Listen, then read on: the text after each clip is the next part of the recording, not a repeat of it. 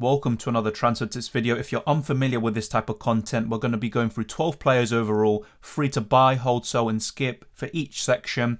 And just a quick disclaimer before we start, the rank and the points on the left hand side of your screen will probably change by the time this video is actually out, because this is recorded before the Leicester versus Burnley game, so keep that in mind and let's just jump straight into it. Up first we have Antonio Rudiger, and I'm not going to spend all of these slots in the buy section to highlight 3 different Chelsea defenders to buy. I'm just going to be talking about Rudiger, but there's also Reece James and Thiago Silva. If you want, check out my reaction stream where I did a statistical comparison between Rudiger and Thiago Silva. There's not much to separate both of them. Thiago Silva has 1 more goal, but in terms of goal contributions, Rudiger wins in that, and also pretty much all the underlying stats. He does have 3 more appearances though, to be fair, but Rudiger is just nailed, and he's a safe route into that Chelsea defence. Reece James is a bit more explosive, but at the same time, he might be a bit more risky in terms of minutes. I'd expect all of them, both of those and also Thiago Silva, to start both games in Game Week 28. But if you just want someone nailed and not have any headaches at all, then I would just go for Antonio Rudiger. And he's got some pretty decent stats for a centre-back, 2.5 XG. His XA is also over 1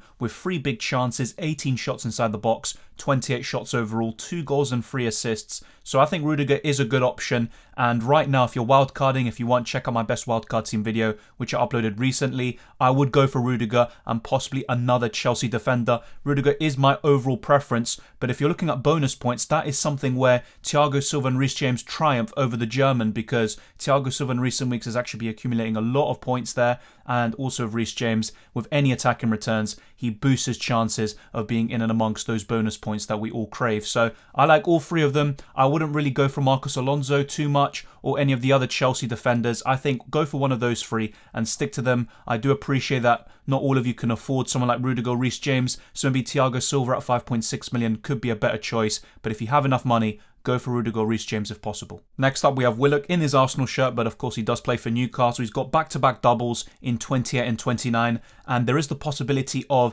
also a fixture in Game Week 30, which would increase his appeal even further. It depends if Crystal Palace lose in the FA Cup or not, as Newcastle already eliminated, and they would have a fixture in Game Week 30, and the fixtures long-term are not too bad, but having back-to-back doubles and a potential fixture in Game Week 30 makes Willock a really enticing option. His stats are very poor actually, but he has picked up some form, and as he showed last season, he can be a very streaky player. 2 goals and 1 assist with returns in all of his last 3 appearances, 15 shots inside the box, 26 shots overall in 21 appearances. I mean, these numbers are pretty dreadful. His XG is under 3, his XA is just over 1, 4 big chances with no big chances created, and 15 key passes. The stats aren't really that great. Saint-Maximin would be my preference if you want to cover Newcastle offence, but let's wait and see how Saint-Maximin is going to recover from his injury. There's also Ryan Fraser, who's shown some good form as well, with some very nice returns in recent weeks, but Willock would be my preference around 5.7 million, so I think he might be one of the best options in midfield.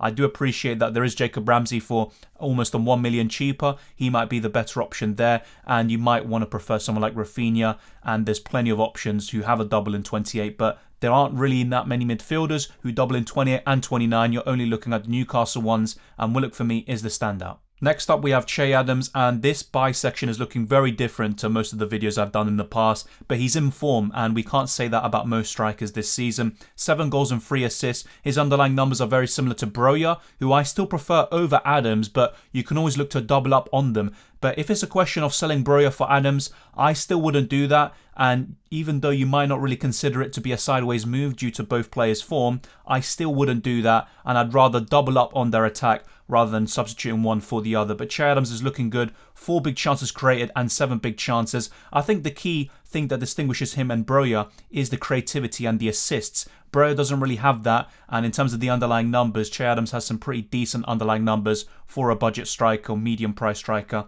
So I would go for him, and I wouldn't be put off by doubling up on Southampton attack. They've got some great fixtures long term, and I think that they're worth going for. So Che Adams for me is a buy. We're now onto the hold section, and Mason Mount is arguably a buy, to be fair. There's also Hakim Ziyech if he returns from injury. It doesn't seem too serious, and he could be available ahead of Game Week 28. I would look to buy one of Mason Mount or Ziyech, but Mason Mount has an ownership of around 11%, so I would definitely be holding him, and there's no way you're going to be selling him ahead of this, is there? But I do see the argument of actually buying him if you don't have Mason Mount already, but there's so many options. There's Coutinho, who has a really good double in 28. Jacob Ramsey, Joe Willock, Rafinha, Salah, Son. So there might not be a space for Mason Mount in your team, but if you can help it, Mason Mount is still a good purchase and definitely worth holding. Let me know what you would do with Mason Mount. I'm guessing most of you would buy him, and that might make more sense. His stats across the season are pretty decent, but in recent weeks, not so much, and he hasn't been as nailed as we're used to seeing. And if Ziyech is available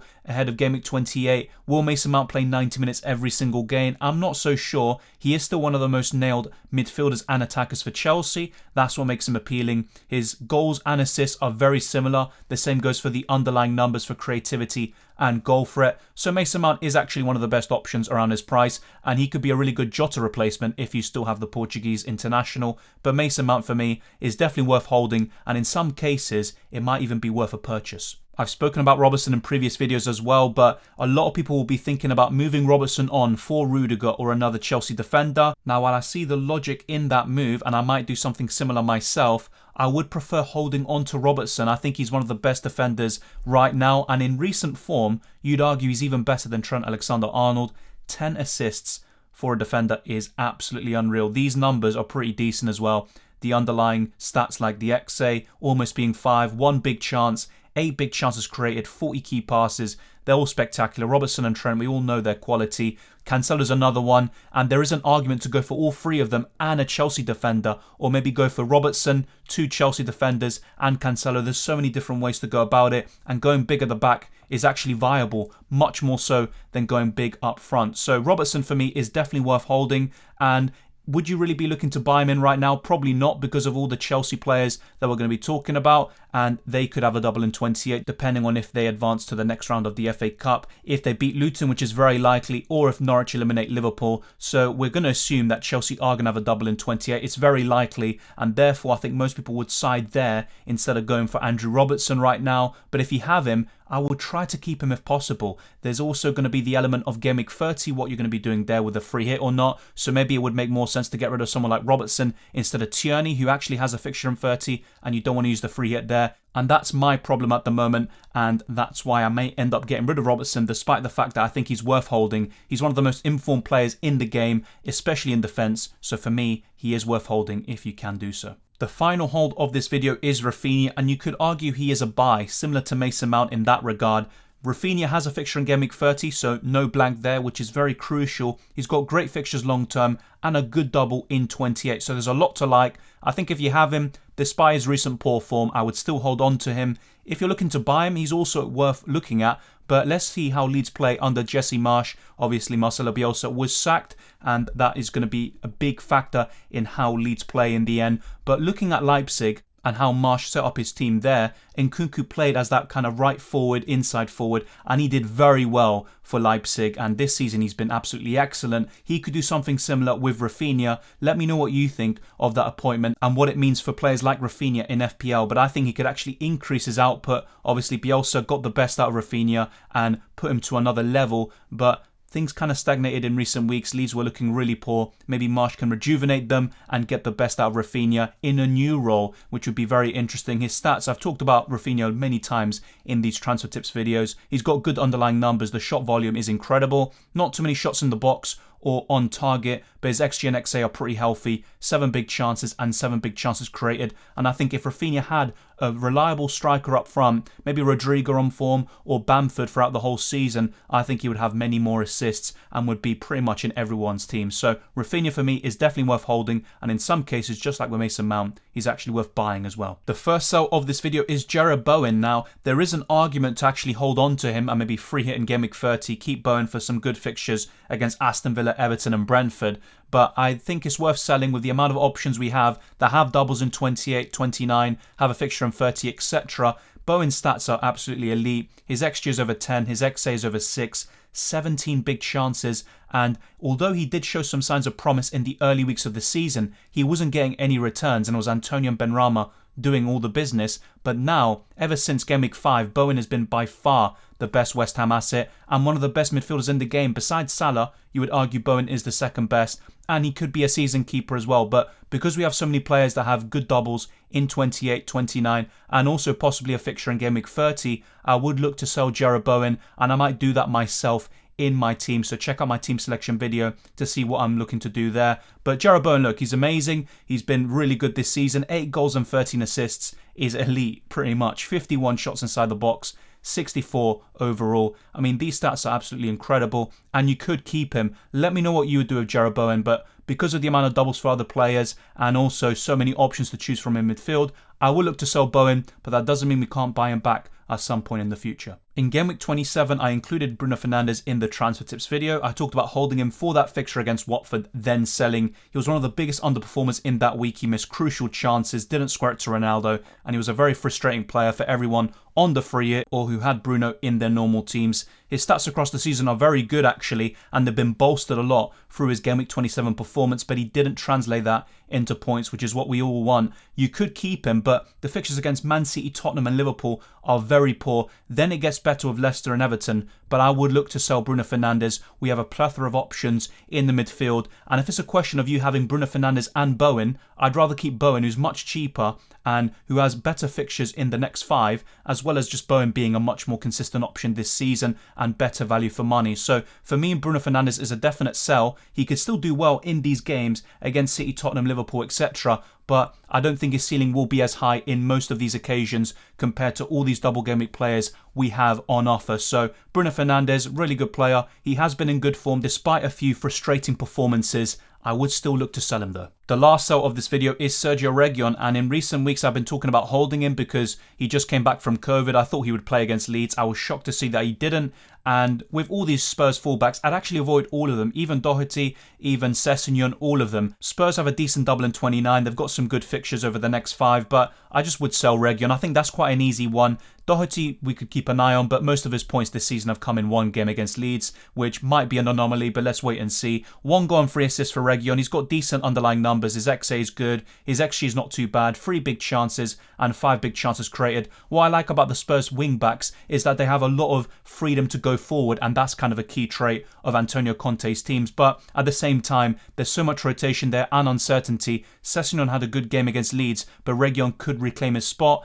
and there might be a bit of rotation there. I don't think any of them are really guaranteed. Is Reguilon struggling with the effects of COVID, which he had just recently? Maybe, maybe not. We have no idea. Maybe he's had a falling out with the manager. Who knows at this point? But Reguilon for me is an easy sell. There are so many options in the defence with the Liverpool fullbacks. You've got Cancelo. You've got Aston Villa players like Digne and Cash. Arsenal players. You've also got Wolves defenders who I always talk about. And let's not forget the Chelsea ones who could have a very good double in 28 as well as good long-term fixtures. So if you have enough money, I think Thiago Silva, Rudiger or Reece James will be very good replacements for Reguilon. And if not, you can go a bit cheaper. You can go for Tierney, a Wolves defender, etc. So you've got plenty of options. I think I would easily sell Reguilon and I'd have no issues in doing so. We're now onto the final section. Lukaku has been a skip actually around maybe 5-10 game weeks ago, and this was after a haul against Brighton. And with Lukaku, let's keep an eye on him. He might turn good, but around the same price you can get Harry Kane and you can cover Chelsea with 2 defenders and an attacker or midfielder like Mason Mount or Ziyech. I would rather go for those players than Lukaku. He just doesn't offer enough value for money. His stats are abysmal for someone around this price. His XG is under 4, his XA is under 3, and 5 big chances, 3 big chances created. He's kind of been on and off all season. There's been problems, there's been interviews he's given and stuff like that, but Lukaku for me right now is an absolute skip. Some of you may consider him because of those fixtures. They're absolutely fantastic. That could be a double in 28, but ultimately I would look to skip Lukaku. If you have him, then maybe it is worth keeping and seeing what he can do for you. But otherwise, for me, in most cases, I would just not look at Lukaku right now. Keep an eye on him in the distance, but focus on other Chelsea assets instead. This is a very Chelsea-centric video, just like many videos you could argue throughout the entire week. But Marcos Alonso for me is a skip because there could be rotation with Malang Sarr, which has already happened. Also Hudson-Odoi, Azpilicueta could play at left wing back. So Marcos Alonso isn't that nailed. I would rather go for Reece James for a bit more. And around the same price, you can get Thiago Silva, who will get more bonus points, more starts, and probably more goals as well. His stats are pretty decent for a wing back, but at the same time, they're nothing special, and Reece James definitely has superior numbers in less game time. So for me, Marcos Alonso is a skip. If you have him, then you could keep him, but I would rather go for Thiago Silva and Rudiger. They are the 2 best Chelsea defenders right now. And in terms of bonus points, you're not going to get better than Thiago Silva, Reece James. And in terms of attacking threat, Reece James is definitely the victor there because his assist threat is absolutely incredible. Also the goals, which Rudiger, Thiago Silva and Reece James all share in common. So for me, Marcos Alonso is a skip. The final player to feature in this video is Hwang Hee-chan. He actually started over Jimenez in their game against West Ham, but he missed some good chances, and I think Jimenez is still the more nailed option out of the two. Hwang has been decent, especially at the beginning of the season, but the underlying numbers do indicate a degree of unsustainability, and this is translated in his kind of inconsistent goal output. 5 goals in 18 appearances. He's got an XG of just over 3, 11 shots inside the box, 13 overall. He's had some very big chances recently against Arsenal and West Ham, so that's 6 big chances for the entire season, but still the stats aren't that good, and I just would go for other options. For Wolves, I would rather go for Jimenez and the Wolves defenders, Jose Sarr, etc. And up front, there's Che Adams, Broja, and I wouldn't say many more, but there are other options like Harry Kane and also Dennis potentially. I'd rather go for any of those players rather than Hwang Hee-chan, and Wolves have only scored 24 goals this season, so Jimenez would be enough cover for their attack, and even then there are question marks about Jimenez's FPL output this season, so don't overcomplicate it. Don't go for Hwang Hee-chan right now. If he shows some signs of form and some good underlying numbers in recent weeks, that's when I would look to take a punt on him, but right now I'd look to skip. Let me know, do you disagree or agree with any of these options we talked about today? The 12 players to buy, hold, sell and skip. I'm guessing Mason Mount will be the one that most people would say just buy him and don't really think about it too much. He's definitely worth holding if you have him already, but I can see why some people may say he's a buy instead. Thank you very much for watching. If you enjoyed this video, smash the like button and subscribe if you're new. Good luck with the rest of Game Week 27 as well as Game Week 28, which is going to be a big one. And a massive shout out goes out to all the channel members, including Denin, the latest member to sign up as a legend. So thank you very much. And also all the other channel members, including Rock and Roll, Yorang, and Aranya, who earned the Captain and Legend tiers. And also a massive shout out goes out to all the ones in the differential tier as well. And Federico Caliso on Patreon for becoming the first member. So thank you very much to all of you. If you check the description below, you can see a list of all the perks for each of these tiers, as well as my Twitter and Instagram, DylanRCM, and the Discord server. I encourage you to join all of these and be a part of our great community. And the same goes for the league. The league is still active throughout the video. I had it on the bottom left hand corner of my screen, 886RGT. That is the league code. So feel free to join, and all the very best of luck. Enjoy the football, and I'll see you next time.